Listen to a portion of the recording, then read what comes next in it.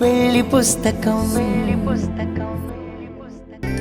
నేను నిన్నెప్పుడూ లవ్ చేస్తాను కాబట్టి నువ్వు చెప్పినట్టే నేను టూర్కి వెళ్ళడం లేదు.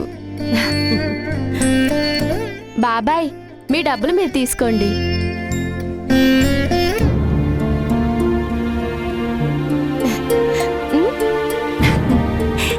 Love you teddy.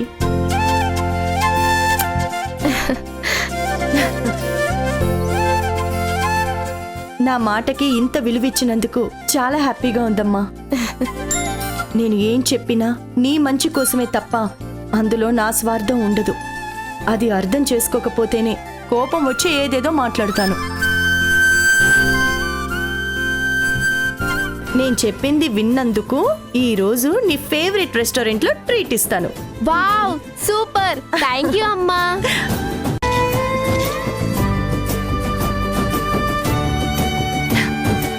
రా.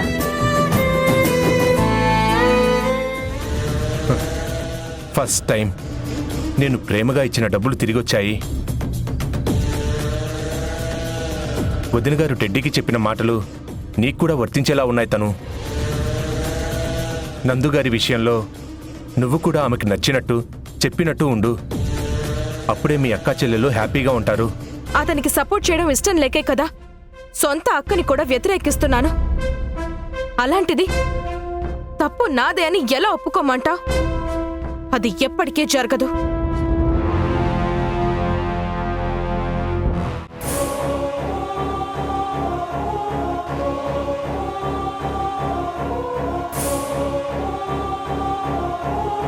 జాతకాలు చాలా బాగా కలిశాయమ్మా. అమ్మాయి జాతకం వల్ల అబ్బాయి జాతకం కూడా మారింది. లక్ష్మీ యోగం, రాజభోగం ప్రస్ఫుటంగా కనిపిస్తున్నాయి. అమ్మాయి కడుపుతో ఉంది. ఏవైనా దోషాలున్నాయేమో కాస్త చూసి చెప్పండి. దోషాలు అంటే అమ్మాయి ఇంట్లోనే ఉందా అమ్మా? అవునండి, ఇప్పుడే తీసుకొస్తాను. సరే అమ్మా.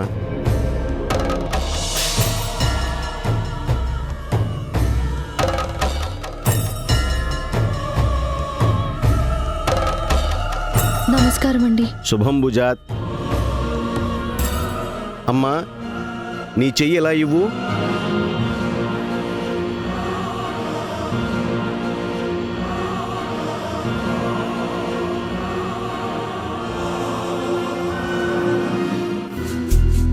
అమ్మమ్మ, ఎవరైనా? చాలా గొప్ప సిద్ధాంతి గారు. మేము రోజు వెళ్లే గుళ్ళో జాతకాలు చెప్తూ ఉంటారు. మీ అమ్మ జాతకం కూడా చూపిస్తే ఏదైనా దోషాలుంటే పరిహారం చెప్తారని తీసుకొచ్చాం. దోషం, పరిహారం రెండూ నేనే అయితే ఈ సిద్ధాంతి మాత్రం ఏం చెప్తాడమ్మా? జాతకం రీత్యా, హస్త సాముద్రికం రీత్యా మీ ఇంటికి మహాలక్ష్మి రాబోతున్నదమ్మా.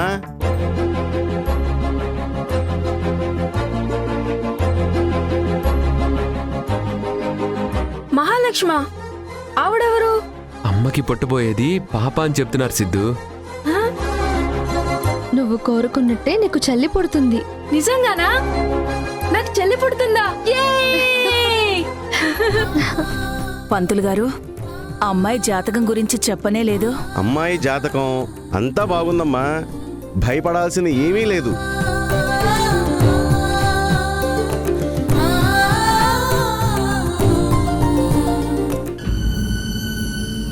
నీ చేతికి ఈ తాడు ఎవరు కట్టారమ్మా? నేనే సిద్ధాంతి గారు. ఆంజనేయ స్వామి గుడిలో దిష్టి దోషాలు పోవాలని పూజ చేయించి తీసుకొచ్చాను. చాలా మంచి పని చేశావమ్మా. ఇలాంటివి చేయడం వల్ల దిష్టి తగలకుండా దేవుడి ఆశీర్వాదం అధిగమిస్తుంది.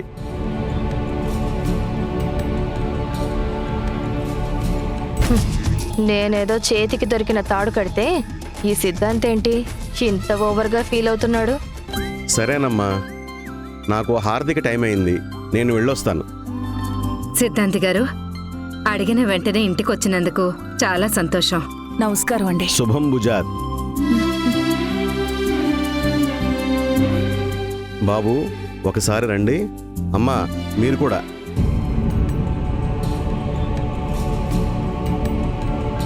ఇలా రండి.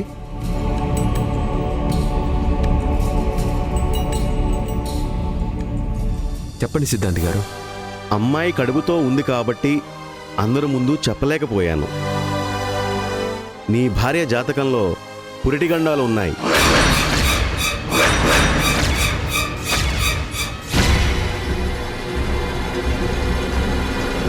అనుకోని ఆపదలు కడుపులోని బిడ్డని ఇబ్బందికి గురిచేసే ప్రమాదం ఉంది. అమ్మాయిని జాగ్రత్తగా చూసుకోవడంతో పాటు దైవస్మరణ కూడా చేస్తూ ఉండండి. అంతా మంచే జరుగుతుంది. శుభం గుజాత్. వెళ్ళొస్తానమ్మా.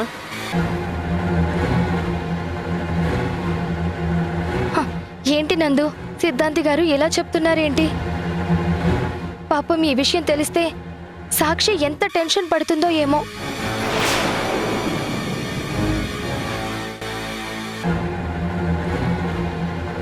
అందుకే ఎట్టి పరిస్థితుల్లోనూ ఈ గండాల గురించి సాక్షికి తెలియకూడదు. తను తట్టుకోలేదు. ఆ మాత్రం నాకు తెలీదా నందు? ఈ గండాల గురించి చెప్పకుండా నీ భార్యని, నీ బంగారాన్ని ఏ సమస్య రాకుండా నేను చూసుకుంటాను. థ్యాంక్ యూ అభి.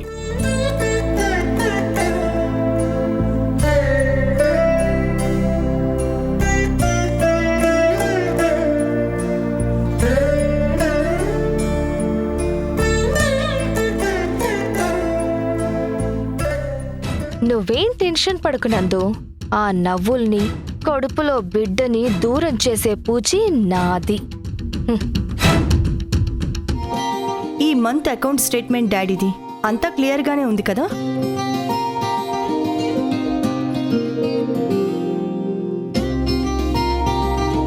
ఇదేంటమ్మా, మన పర్సనల్ అకౌంట్ నుంచి మనీ కట్ అయినట్టుంది. పిల్లల ఆపరేషన్ కోసం చందు అడిగితే ఇచ్చాం కదా డాడ్. ఓ అవును కదా, మర్చిపోయాను. బాబు చందు, చెప్పండి మావయ్య. లాస్ట్ టైం పిల్లల ఆపరేషన్ కోసం డబ్బు తీసుకెళ్ళావు కదా, ఆ ఆపరేషన్లు ఎలా జరిగాయి?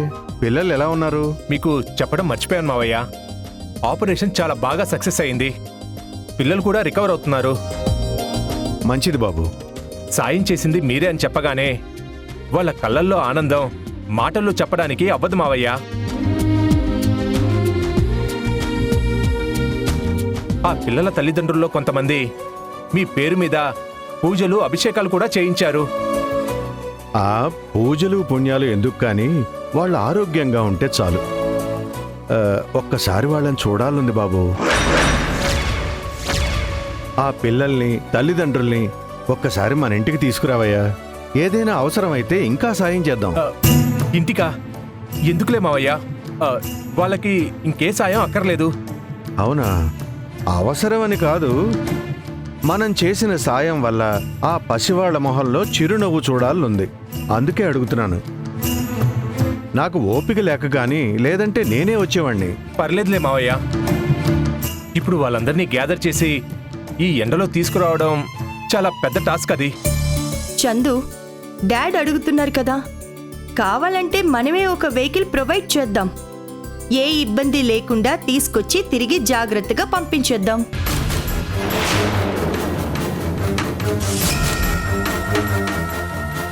ఏంటి చందు అలా సైలెంట్గా ఉన్నావు? ఏమైంది?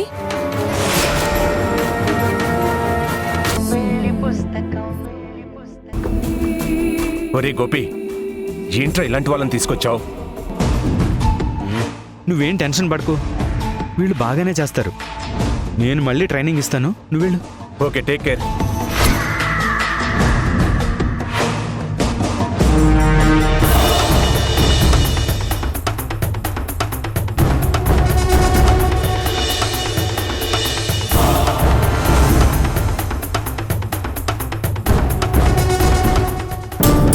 అవును డాడ్.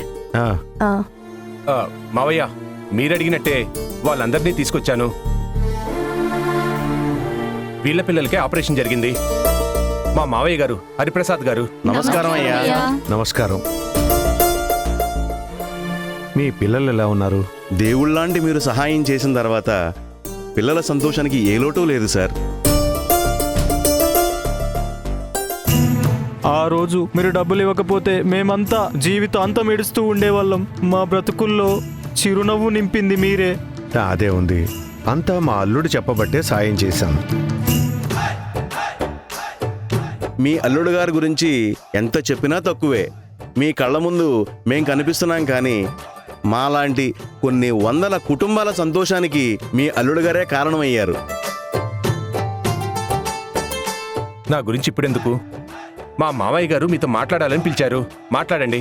మీరే లేకపోతే మీ మామయ్య గారు ఎలా తెలుస్తారు సార్? తల్లిదండ్రులుగా మేం మా బిడ్డలకి ప్రాణం పోస్తే చందు గారు వాళ్ళకి పునర్జన్మ ఇచ్చారు.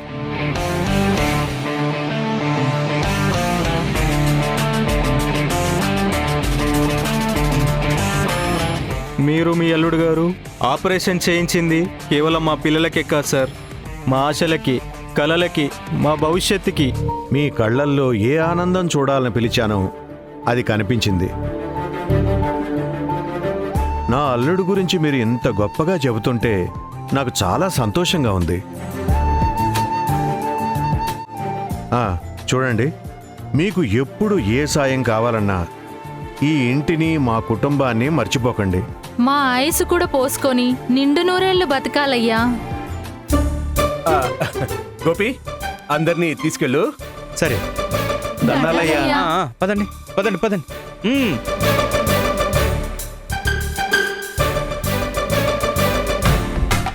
చందు, ఆ రోజు డబ్బు కోసం నువ్వు పడ్డ ఆరాటం, ఆవేదన వెనక ఉన్న కారణం ఈరోజు కళ్ళకి కట్టినట్టు కనపడింది. వాళ్ళ మాటలు వింటుంటే నాకు చాలా సంతోషంగా అనిపించింది. దానికి కారణం నేను కాదు, మీరు, మా వదిన గారు. మీరు సొంత డబ్బిచ్చి ఆపరేషన్లు ఆగకుండా చేయడం వల్లే ఇదంతా సాధ్యమైంది మావయ్య. డబ్బు ఇవ్వడం, సహాయం చేయడం కన్నా అర్హులకి దానం అందేలా చూడటమే నా దృష్టిలో గొప్ప. వెల్డన్ చందు. ఆ తల్లిదండ్రుల మాటల్లో ఆనందం నీ వల్లే చూడగలిగాము. చందు, ఏదో ఒకరోజు ఫ్రీ టైం చూసుకొని హాస్పిటల్లో ఉన్న పిల్లల్ని కూడా చూసొద్దామా?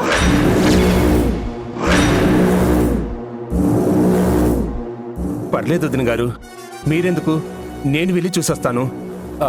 వాళ్ళు కంప్లీట్గా రికవర్ అయిన తర్వాత ఇంటికి తీసుకొస్తాను. ఈలోపు ఏదైనా అవసరం ఉంటే మీకే కాల్ చేస్తాను. Okay Chandu.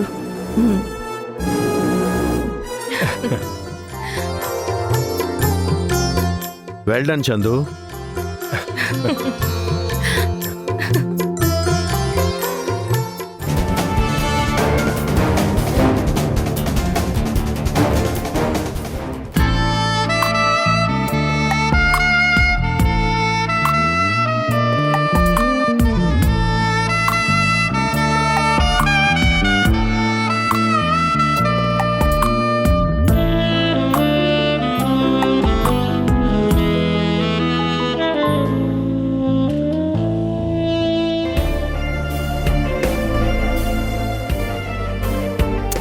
I love you Chandu.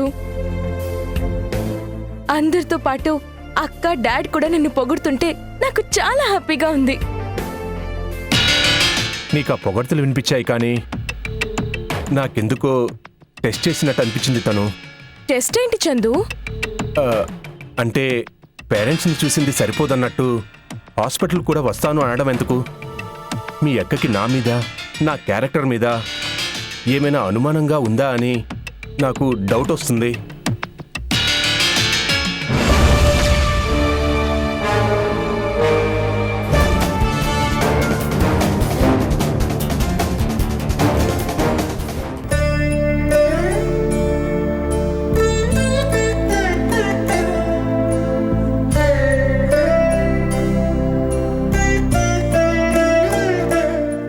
BP కొంచెం ఎక్కువగా ఉందమ్మా.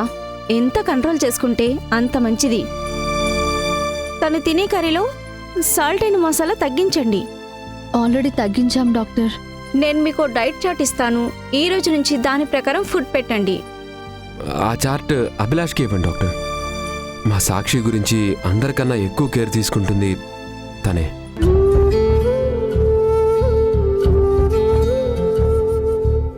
ఈ లిస్ట్ ఫాలో అవ్వండి, సరిపోతుంది. Okay, sure doctor. Baby health ఎలా ఉందో మీరు చెప్పలేదు. లాస్ట్ టైము కొన్ని బ్లడ్ టెస్టులు స్కానింగ్ చేయించమన్నాను. ఆ రిపోర్ట్స్ వచ్చాయా? యా డాక్టర్, ఇక్కడే ఉన్నాయి. ఒక్క నిమిషం.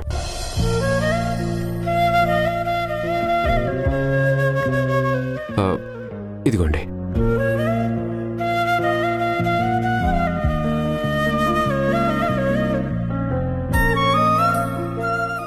సిద్ధాంతి గారు కడుపులో బిడ్డకి గండం ఉందని చెప్పారు.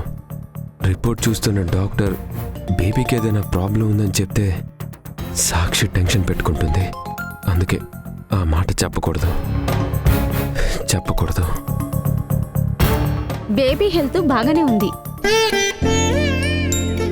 సాక్షి, నువ్వు చాలా కేర్ఫుల్గా ఉండాలి. లేదంటే డెలివరీ టైంలో చాలా రిస్క్ అవుతుంది. అబార్షన్ అయ్యే ప్రమాదం కూడా ఉంది.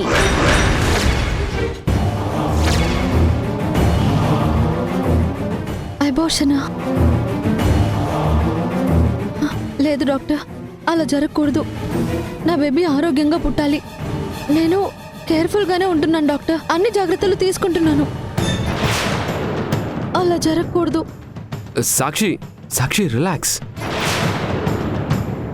మనం కేర్ఫుల్గా ఉండకపోతే ప్రమాదం జరిగే ఛాన్స్ ఉందని చెప్తున్నారే తప్ప అలా జరుగుతుందని కాదు. అంతే కదా డాక్టర్? యా సాక్షి, ఇందులో టెన్షన్ పడాల్సిన అవసరమే లేదు. ఒక డాక్టర్గా అన్ని విషయాలు పేషెంట్తో డిస్కస్ చేయడం నా ధర్మం. నువ్వు మిస్ అవ్వకుండా బీపీ టాబ్లెట్స్ వేసుకో. ఏదైనా ప్రాబ్లం అనిపిస్తే నాకు కాల్ చేయండి. సరే డాక్టర్. నేను వెళ్ళొస్తాను.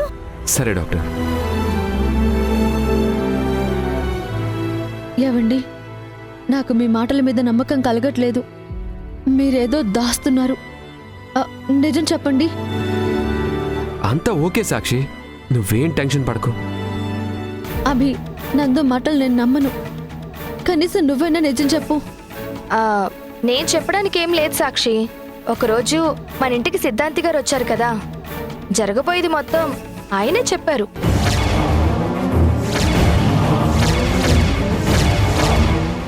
సిద్ధాంతి గారా? ఏం చెప్పారు? ఆ రోజు నిన్ను ఆయన్ని పక్కకి తీసుకెళ్ళి ఏదో మాట్లాడారు కదా,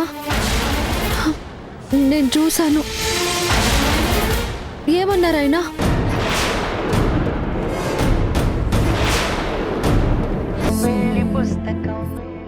మొత్తం ఎర్రర్స్ ఉన్నాయి. ఇది క్లయింట్కి పంపిస్తే కొత్త ప్రాజెక్ట్ రావడం కాదు, వచ్చిన ప్రాజెక్టే పోతుంది. ఈ ఫైల్ ఎవరు ప్రిపేర్ చేశారు? యశ్వంత్ అని కొత్త ఎంప్లాయీ సార్. కొత్త ఎంప్లాయా? ఎప్పుడు జాయిన్ అయ్యాడు? ఎవరు అపాయింట్ చేశారు? నేనే నందు గారు.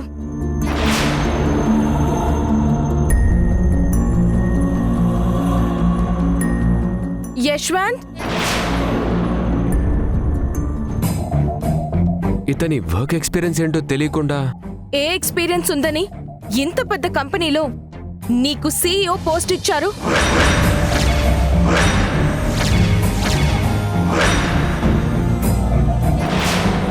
ఇతను చందుకి బాగా కావాల్సిన వ్యక్తి. జాబ్ చాలా అవసరం అని చెప్పాడు. అందుకే ఈరోజు జాయిన్ అవ్వమని చెప్పాను. నాకొక్క మాట చెప్పొచ్చు కదా తనుజ. తర్వాత డాడ్కి చెప్తే సరిపోతుంది అనుకున్నాను. నందు గారు ఇలా అడుగుతారనే ఆయనకి ముందే ఇన్ఫార్మ్ చేయమన్నాను. నువ్వేమో నా మాట వినకుండా అంతా నా ఇష్టం అన్నట్టు డిసిషన్ తీసేసుకున్నావు. చైర్మన్ కూతురుగా నాకు ఆ మాత్రం రైట్స్ ఉండవా? మా కంపెనీలో నాకు నచ్చినట్టు చేయడానికి కూడా ఆయన పర్మిషన్ తీసుకోవాలా? తనుజ, నేనే నీ రైట్స్ని క్వశ్చన్ చేయటం లేదు. అన్నీ నాకు చెప్పే చేయాలని డిమాండ్ కూడా చేయటం లేదు. బట్ ఓ కొత్త ఎంప్లాయీకి జాబ్ ఇచ్చే ముందు ఒక్కసారి నాకు ఇన్ఫార్మ్ చేస్తే అతని టాలెంట్కి తగ్గ పొజిషన్ ఇచ్చేవాడిని అంటున్నాను. ఈ యశ్వంత్ టాలెంట్ నాకు తెలుసు, అందుకే ఈ పొజిషన్ ఇచ్చాను. ఏది టాలెంట్? నువ్వు చెప్పడం వల్ల అతను ఫైల్ మొత్తం ఎర్రర్స్ చేశాడు.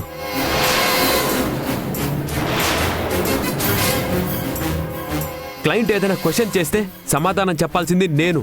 ఈసారి ఆ క్లయింట్ ని నన్ను అడగమని చెప్పండి, నేను సమాధానం చెప్తాను. ఏం తెలుసు నీకు?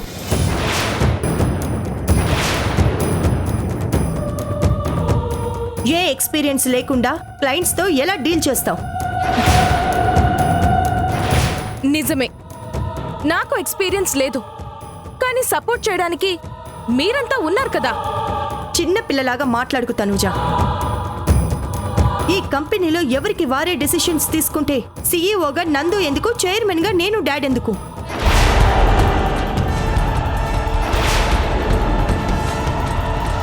ప్రాజెక్ట్ విషయంలో క్లయింట్ దగ్గర చిన్న తప్పు జరిగితే దాని ఎఫెక్ట్ మన కంపెనీ మీద, ఇక్కడ పనిచేసే వర్కర్స్ మీద పడుతుంది.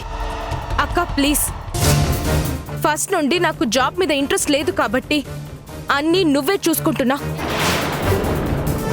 అంత మాత్రాన నేను అన్ఫిట్ అని కాదు, నువ్వు పర్ఫెక్ట్ అని కూడా కాదు. కమాన్ తనూజ, ఇక్కడ సమస్య నువ్వు నేను కాదు. మనం తీసుకునే నిర్ణయాలు ఒక టీమ్గా ఉండాలి తప్ప ఇండివిజువల్గా కాదు. చైర్మన్గా ఉన్నప్పుడు మనం ఏదనుకుంటే అదే ఫైనల్.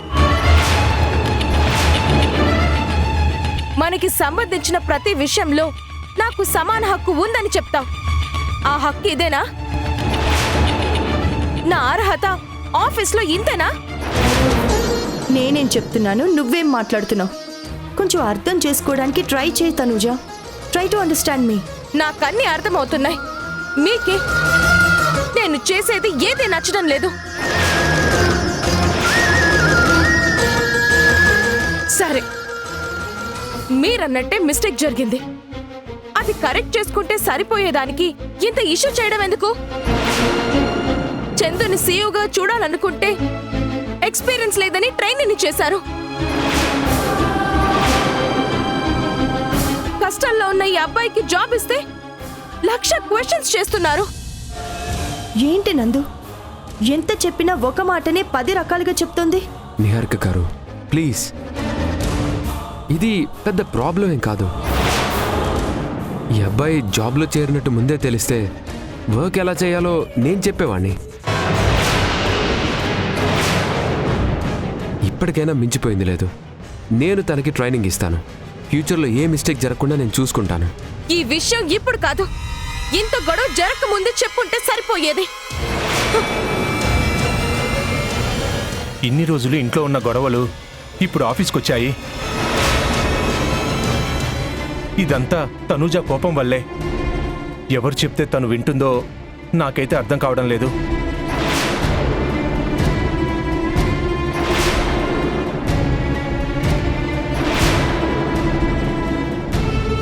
మీరంతా మా మీద కాదు, వర్క్ మీద కాన్సన్ట్రేట్ చేయండి.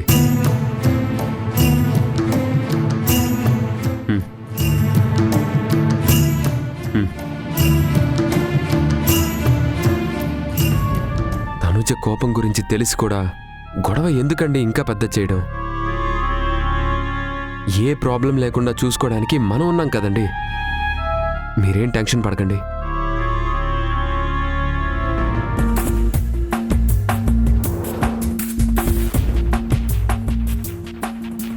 ఈ బొమ్మని సాక్షి అనుకుని ఒకసారి రిహార్సల్ చేద్దాం. హాయ్ సాక్షి, ఇప్పుడు నువ్వు పైకి వస్తావు కదూ, అప్పుడు నేను వెనక నుండి వచ్చి నిన్ను ఇలా తోసేస్తాను. పైనుండి నువ్వు కింద పడగానే తల పగిలి రక్తం ధారలాగా పోతుంది. ప్రాణం పోయేలోపు నేను నీ కళ్ళ ముందుకొచ్చి నీ చావుని కళ్ళోరా చూసి ఎంజాయ్ చేస్తాను. అప్పుడు నువ్వు బాధగా నన్ను చూసి అభి, సిద్ధు, నందు జాగ్రత్త అంటే అప్పుడు నేను సరే సాక్షి, నేను వాళ్ళని నీకన్నా బాగా చూసుకుంటాను. Have a nice journey. నువ్వు చచ్చిపోగానే ఆ సంబరంలో నేను డాన్స్ చేస్తాను.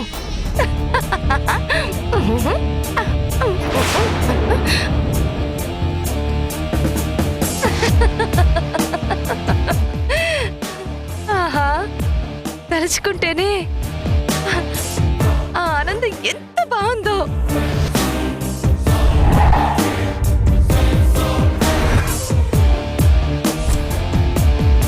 అభి, రావే రా, నీకోసమే వెయిట్ చేస్తున్నాను. సాక్షి, నువ్వెందుకు పైకొచ్చావు? కడుపుతో ఉన్నదానివి ఇలా మెట్లు ఎక్కకూడదు తెలుసా? ఇంత జాగ్రత్తగా ఉంటే ఎలా? నువ్వు పిలిచినట్టు అనిపించింది. ఇల్లంతా చూస్తే నువ్వెక్కడా కనిపించలేదు. నిన్ను వెతుక్కుంటూ ఇలా వచ్చాను. ఇంత కష్టపడి వచ్చే బదులు గట్టిగా పిలవచ్చు కదా, నేనే కిందకు వచ్చేదాన్ని. పర్వాలేదులే అభి, నాకు కూడా ఏదో వంకతో ఇంటి బయటకు వచ్చే ఛాన్స్ దొరికింది.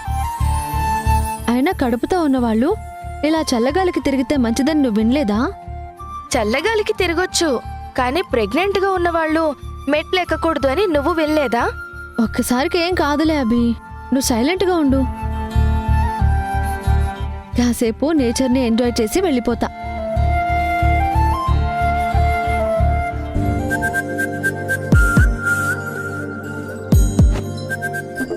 నువ్వు నేచర్ని ఎంజాయ్ చేయి, నేను నీ డెత్ని ఎంజాయ్ చేస్తాను.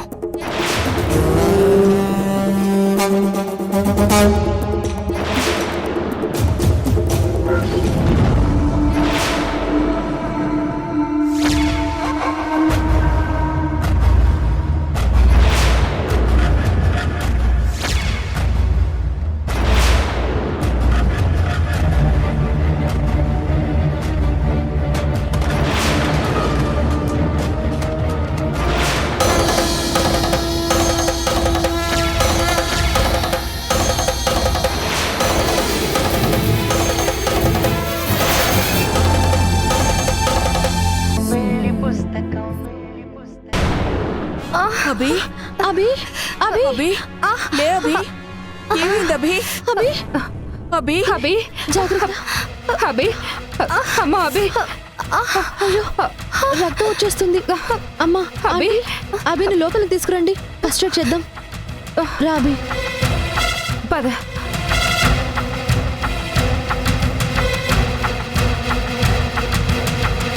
నువ్వు పడిపోతే నేను మోయాలనుకున్నాను, నీ రక్తం చూసి మురిసిపోవాలనుకున్నాను. ప్లాన్ మొత్తం రివర్స్ అయ్యింది.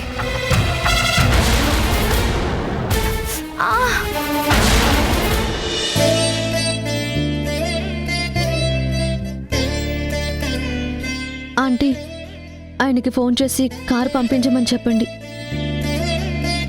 మీరు మా అమ్మ వెళ్ళి హాస్పిటల్కి తీసుకువెళ్ళండి. అవసరం లేదు సాక్షి, నువ్వు ట్రీట్మెంట్ చేశావు కదా. ట్రీట్మెంట్ కాదబ్బి, ఇది ఫస్ట్ ఎయిడ్. తలకి దెబ్బ తగిలి రక్తం వచ్చింది కదా, అందుకే హాస్పిటల్కి వెళ్ళమంటున్నాను. వద్దు సాక్షి, హాస్పిటల్ అంటేనే నాకేదో భయంగా ఉంది. ఇది చిన్న దెబ్బే, కొంచెం నొప్పి కూడా తగ్గింది. అంతగా అవసరమైతే అప్పుడు చూద్దాంలే, ప్లీజ్. సరే.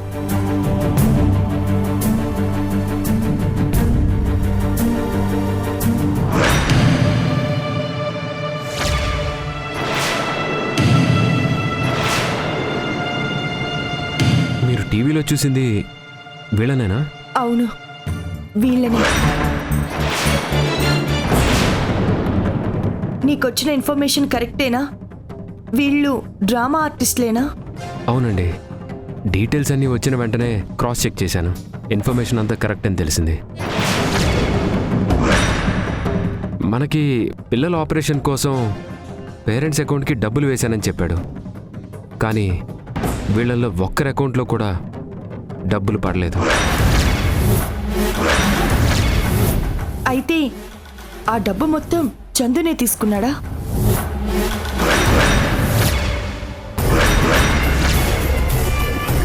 ఇప్పుడు ఆలోచిస్తుంటే చందు అతి వినయం, మంచితనం అంతా నాటకమే అనిపిస్తోంది. మనల్ని అంతగా నమ్మించాల్సిన అవసరం తనకేంటి? ఇదంతా డబ్బు కోసం చేస్తున్నాడా, లేదా తన మనసులో వేరే ఆలోచన ఉందా అర్థం కావడం లేదు. ఎంత పనిచేసావురా గోపి. యాక్టింగ్ తెలిసిన వాళ్ళని తీసుకొస్తానని చెప్పి అందరికీ తెలిసిన నాటకాల వాళ్ళని తీసుకొచ్చావు. వీళ్ళేమో మొత్తం కూపీలాగి నా బతుకు బయట పెట్టేలా ఉన్నారు. నా చెల్లెలి ప్రేమ విషయంలో నేను న్యాయం చేశాను అని ఇన్ని రోజులు గర్వంగా ఫీల్ అయ్యాను. ఇప్పుడు దాని జీవితం గురించి ఆలోచిస్తుంటే చాలా భయంగా ఉంది. నిహారిక గారు, మీరు టెన్షన్ పడకండి. చందుకి డబ్బు అవసరం ఇలా చేశాడా, లేక మోసం చేయాలని ప్లాన్ వేశాడా అని మనకి తెలీదు. ఒక్క విషయంలో మన అనుమానం నిజమైనంత మాత్రాన క్యారెక్టర్ని డిసైడ్ చేయలేం. నందు ప్లీజ్ నన్ను కన్విన్స్ చేయాలని చూడొద్దు. ఇది తనూజ లైఫ్కి సంబంధించిన విషయం. చందు మనల్ని మోసం చేసినా అబద్ధం చెప్పినా పర్వాలేదు, కానీ అతడి క్యారెక్టర్ వల్ల నా చెల్లెల జీవితం కాపురం ఏది నాశనం కావడానికి వీల్లేదు. నేను మాత్రం సమస్యని చిన్నదిగా చూడలేను, క్షమించి వదిలేయలేను.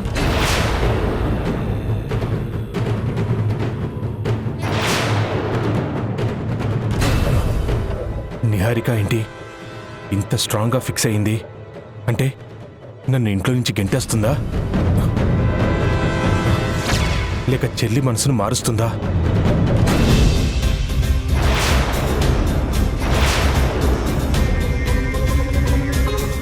నువ్వేం చేసినా ఆఖరికి నలిగిపోయేది, నాశనమయ్యేది నీ చెల్లే నిహారిక. నువ్వు నా జోలికి వచ్చేంత వరకు నేను చూస్తూ ఊరుకోను. ఈలోపే మీ అక్కా చెల్లెల మధ్య గొడవను పెంచి పెద్దదయ్యేలా చేస్తాను. నా మీద నింద పడకుండా తప్పించుకుంటాను.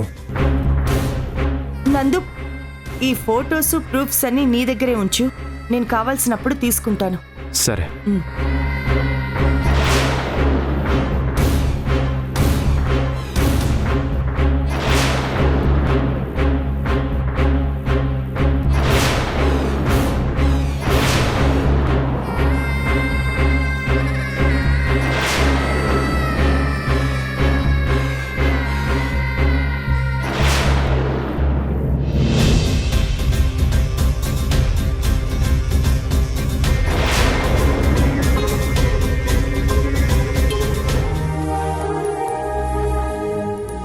సిద్ధు, సిద్ధు, ఆ ఏంటమ్మా? నా ఫోన్ స్విచ్ ఆఫ్ అయింది. ఒకసారి నీ ఫోన్ ఇవ్వవా? నా ఫోనా? ఈ ఫోన్ ఎక్కడ పెట్టాలి?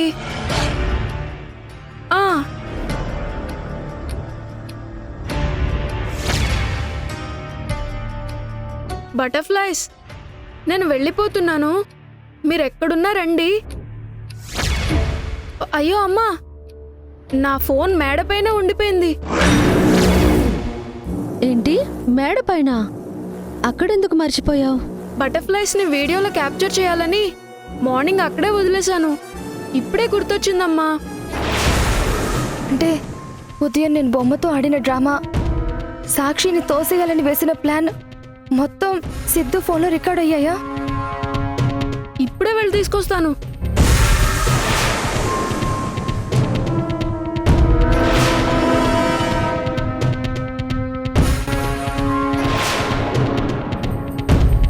అమ్మా, ఫోన్ బాగానే ఉంది.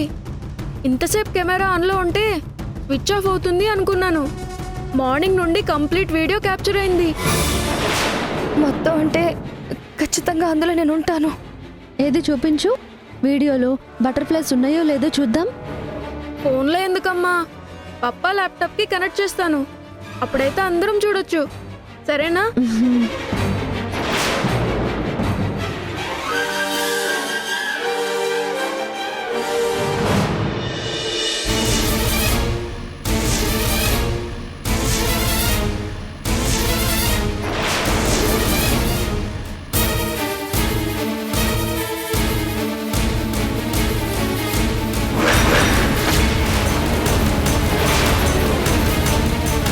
అభి, నువ్వు మేడపైకి ఎందుకు వెళ్ళావు? క్యాప్చర్ అయింది ఇందులో.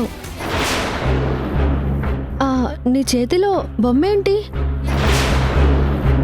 హాయ్ సాక్షి, ఇప్పుడు నువ్వు పైకి వస్తావు కదా, అప్పుడు నేను వెనక్కి నుండి వచ్చి నిన్ను ఇలా తోసేస్తాను.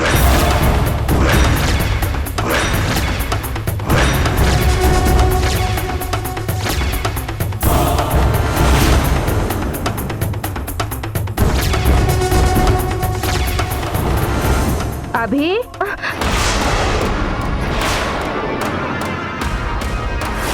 గద్దొచ్చి కోడి పిల్లని ఎత్తుకుపోయినట్టు కరెక్ట్ టైంకి వచ్చి సాక్షిని తప్పిస్తున్నా. ఒక అమ్మగా నాకు హెల్ప్ చేయడమే నీకు ఈ జన్మకి రాదు.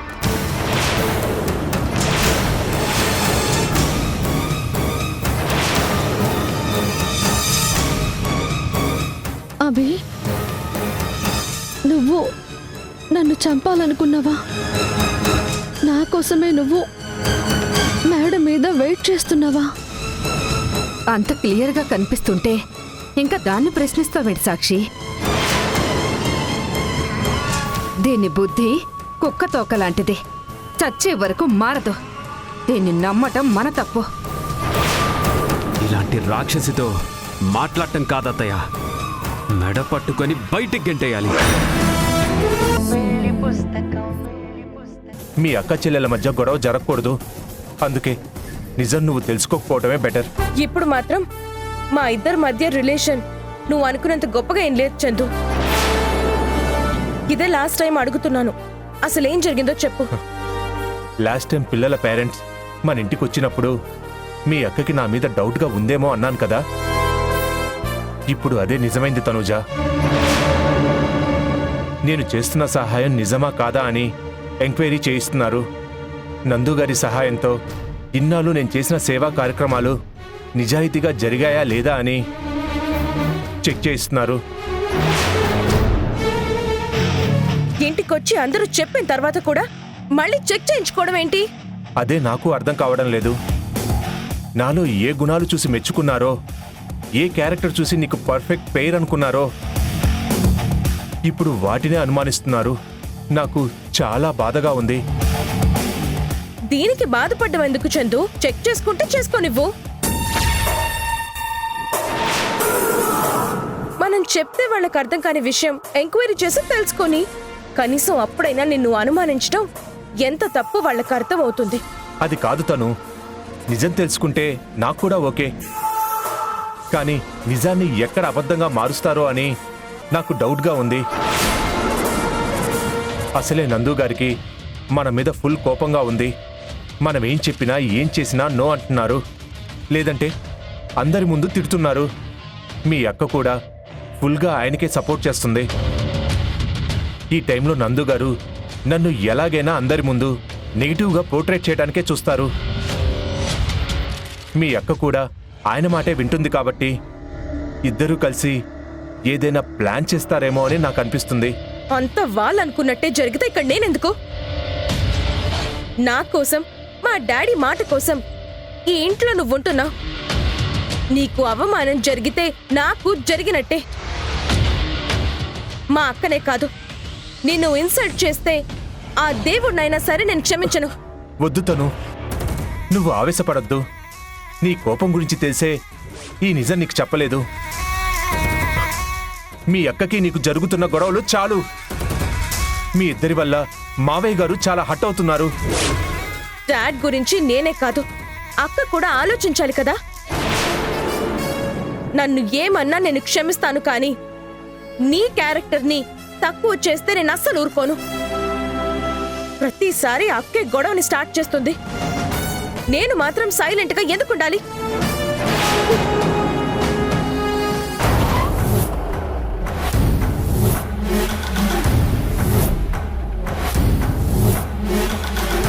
ఉండొద్దు. నువ్వు ఇలాగే వైలెంట్గా రియాక్ట్ అవ్వాలి. మీ ఇద్దరూ ఫైట్ చేసుకుంటుంటే మీ నాన్న ఏడుపు చూసి నేను సైలెంట్గా ఎంజాయ్ చేయాలి.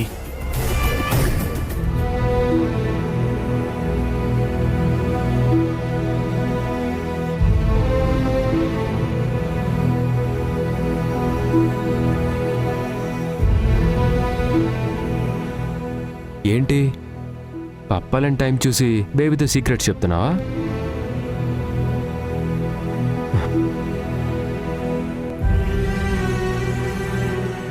ఏమైంది సాక్షి? ఈ కన్నీళ్ళేంటి? నాకు భయంగా ఉందండి. ఏ గండం లేకపోయినా శాంతి జరగాలని హోమం చేయిస్తే చీర కాలిపోవడం నాకేదో అపశకునంలా అనిపిస్తుంది. బేబీకి ఏమైనా ప్రమాదం జరుగుతుందో అని భయంగా ఉంది. కావాలని చేస్తే దోషం, తప్పు అని తెలిసి చేస్తే పాపం. పూజలో రెండూ జరగలేదు. అనుకోకుండా జరిగిన దాని గురించి నువ్వింతగా ఆలోచించొద్దు. చీర కాలిపోవడం వల్ల పూజ మాత్రం ఆగకుండా పూర్తయింది అంటే మనం ఆశించిన ఫలితం వస్తుందని అర్థం. ఆల్రెడీ నీ బీపీని కంట్రోల్లో పెట్టుకోమని డాక్టర్ గారు సజెస్ట్ చేశారు. అది మాత్రం గుర్తుపెట్టుకొని మిగిలినవన్నీ మర్చిపో. మర్చిపోవాలనుకుంటున్నా మళ్ళీ మళ్ళీ అవే గుర్తొస్తున్నాయండి. ఆ ఆలోచనలని నేను కంట్రోల్ చేసుకోలేకపోతున్నాను. సాక్షి, నెలలు నిండిన తరువాత పుట్టబోయేది బేబీ మాత్రమే కాదు, మన ప్రేమకి ప్రతిరూపం. అమ్మగా నీ ప్రేమని, నాన్నగా నా బాధ్యతని పెంచే వరం. ఈ వరాన్ని అదృష్టంగా, అవకాశంగా ఫీల్ అవ్వు. అప్పుడు ఆలోచనలు వాటంతట అవే మాయమైపోతాయి. అర్థమైందా? నీ మూడ్ కొంచెం రిఫ్రెష్ చేయడానికి ఒక స్ట్రాంగ్ కాఫీ పెట్టి తీసుకొస్తా. ఈలోపు నేను చెప్పింది నువ్వు ప్రాక్టీస్ చేస్తూ ఉండు. సరేనండి.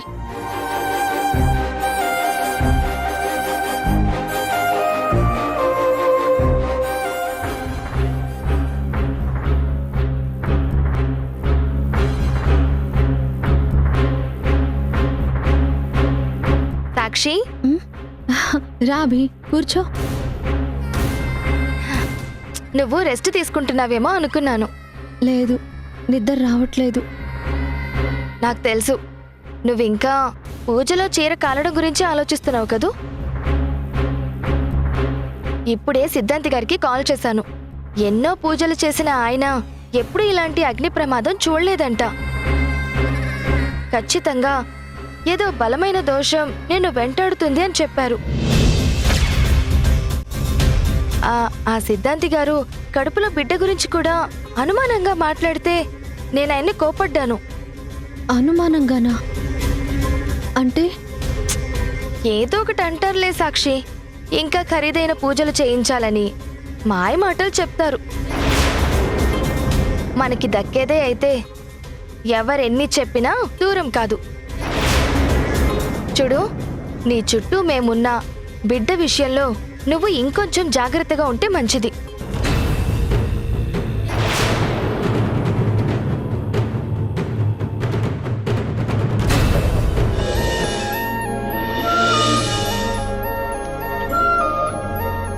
అమ్మా నిహారిక, తనూజ, చందు ఎక్కడమ్మా? తెలీదు డాడ్.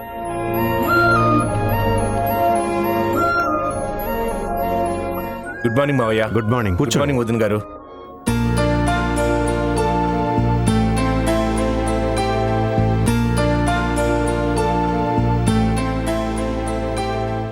ఆఫీస్ వర్క్ ఎలా జరుగుతుంది బాబు? బాగుంది మావయ్య. రోజుకో కొత్త విషయం నేర్చుకుంటున్నాను. గుడ్. ఎప్పటికప్పుడు అలా అప్డేట్ చేసుకుంటూ ఉంటే నీకు మన కంపెనీకి కూడా మంచిది.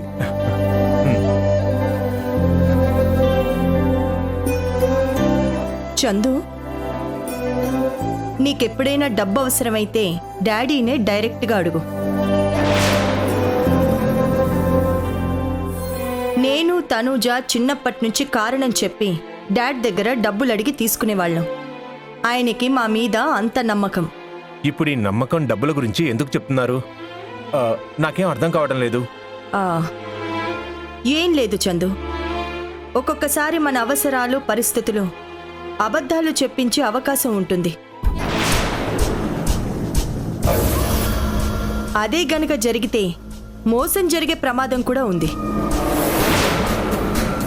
అందుకే అబద్ధంతో సంపాదించే డబ్బు ఎవరికీ మంచిది కాదు అని చెప్తున్నాను. అంటే ఏంటండి? నేను మోసం చేస్తున్నానా? అబద్ధం చెప్పి డబ్బు సంపాదిస్తున్నానా? నా గురించి తెలిసి కూడా ఇలా ఎలా మాట్లాడతారండి? ఇల్లరికం అల్లుడంటే రోజు రోజుకి అంత అలసైపోతున్నాడా?